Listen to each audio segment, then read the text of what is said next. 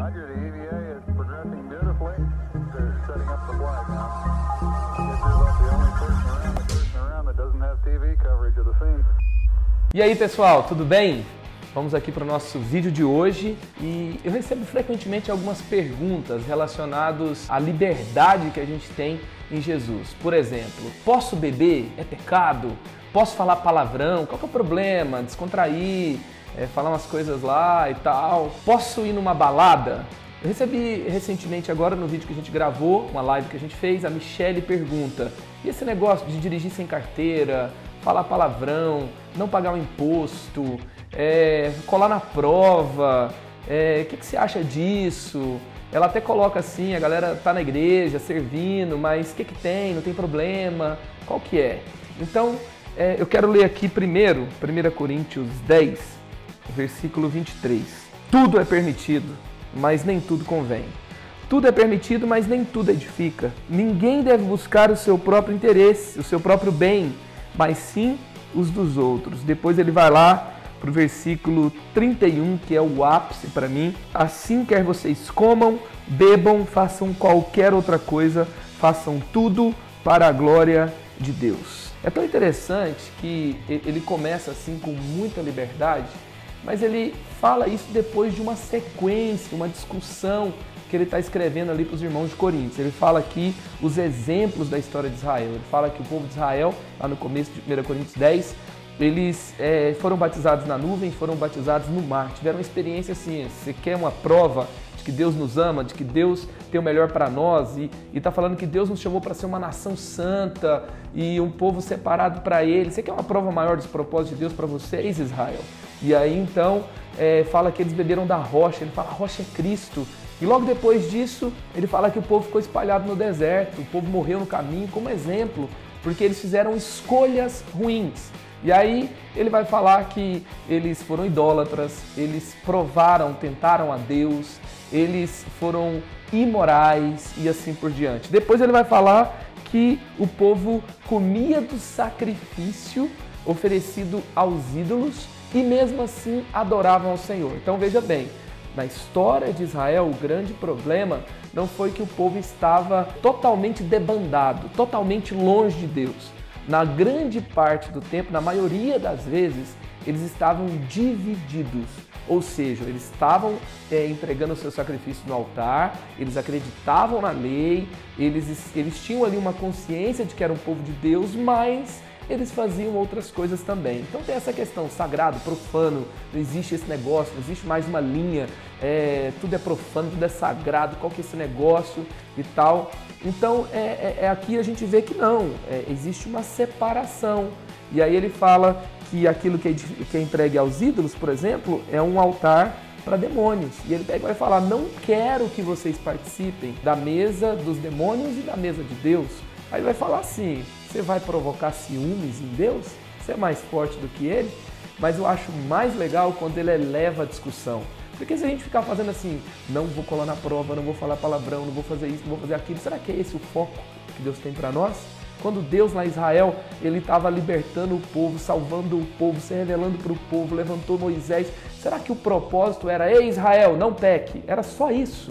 O alvo de Deus para nós é muito maior do que não errar. É muito maior do que você simplesmente falar assim, uau, estou fazendo uma coisa sagrada. A grande questão da fé cristã é o relacionamento com Deus, é a presença de Deus. Se eu sou muito íntimo de alguém, tenho um compromisso com essa pessoa e eu tenho um amor grande por ela, eu vou ter um respeito, eu vou agradá-la, eu não vou traí-la, eu não vou fingir que a amo. Será que a nossa fé é um fingimento? Então, Jesus, meu relacionamento com você é assim, eu tenho um tempo para ir na igreja e lá eu faço tudo que todo mundo faz. Mas assim, não entra muito na minha vida, porque minha vida é assim, eu faço o que todo mundo faz, aliás, as pessoas não podem perceber muito que eu sou crente. Aliás, eu vou fazer as mesmas coisas que eles fazem para ter suas conquistas, mas eu vou na igreja também. Legal? Que tipo de relacionamento é esse? Como seria eu me casar com a minha esposa e falar assim, olha, eu tô aqui com você, eu durmo com você, mas lá no meu trabalho, eu me relaciono com outras pessoas e tal, mas eu tô aqui de volta no final do dia, beleza? Isso é amor? Isso é compromisso? Essa é a grande questão. E aí Paulo vai dizer assim, olha, O que é a vontade de Deus no final das contas? É tudo que você fizer, faça para a glória de Deus. Vamos exceder aquela conversinha do pecar ou não pecar? Um exemplo, eu posso fazer coisas que não são pecado, mas que não é para a glória de Deus. Agora, tudo que eu fizer para a glória de Deus não vai ser pecado. E essa é a grande questão.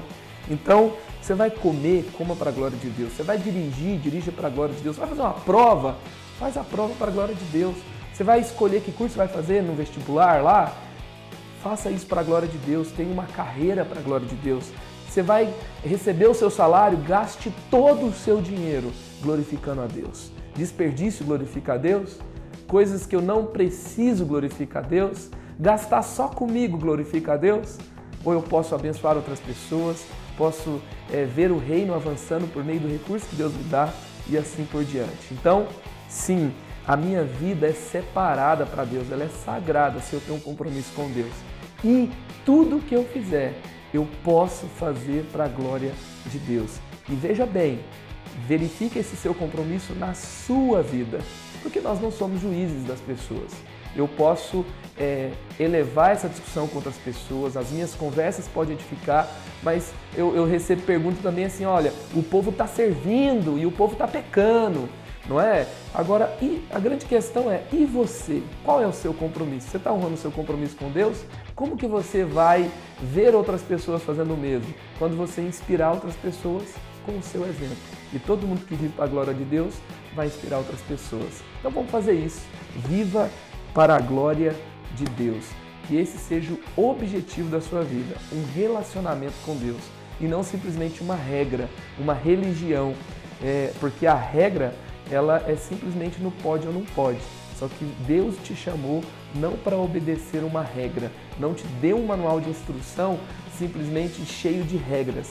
Ele, na verdade, ele te deu um manual de instruções, a Bíblia, para abençoar a sua vida, para que você vá bem, para que você conheça quem Ele é, conheça o coração dele. Porque, como diz lá em Efésios 1:11, você foi criado para a manifestação da glória de Deus. Como diz lá em Romanos 11:36, tudo que você fizer, que tudo seja por Ele, por meio dEle e para Ele, porque para isso são todas as coisas. Então, viva para a glória de Deus. Eu me lembro, por exemplo, há uns 2 anos atrás, eu cheguei no final do ano e eu pensei no meu próximo ano. Falei assim, como eu posso ter um ano inteiro para a glória de Deus? O que me impede de glorificar a Deus? Eu não estava preocupado assim, simplesmente do certo e errado. A gente tem que passar dessa fase, tem que ir para a próxima fase. E aí, como eu posso aproveitar melhor o meu tempo? E aí, eu tinha ficado muito tempo sem assistir séries, e aí naquele ano que eu estava terminando, eu tinha assistido algumas séries. Assisti The Walking Dead, assisti Breaking Bad, assisti um monte de série lá. E aí Deus falou comigo, nesse próximo ano, não assista nenhuma série. Não é que se eu assistisse série, eu ia pecar. A grande questão é, o meu tempo poderia glorificar mais a Deus.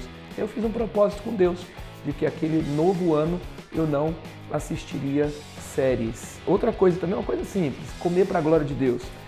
Eu sou do tipo de pessoa que nunca vai esquecer um pote de sorvete no freezer. Eu vou chegar em casa pensando naquele pote. Porque, eu não sei, minha relação com a comida é um negócio meio cabuloso. Aí, então eu tenho essa ligação com a sobremesa. E aí... Nossa, o pote de sorvete que na hora é feijão dá uma raiva. Você vai seco na hora que você abre o feijão. E aí eu ficava com aquele negócio pelo pote de sorvete. Daí Deus uma vez falou assim pra mim, você quer ir para um outro nível? Não faça 30 dias sem sobremesa. E aí eu fiz um propósito do ano inteiro sem sobremesa. E assim, minha relação com a comida mudou.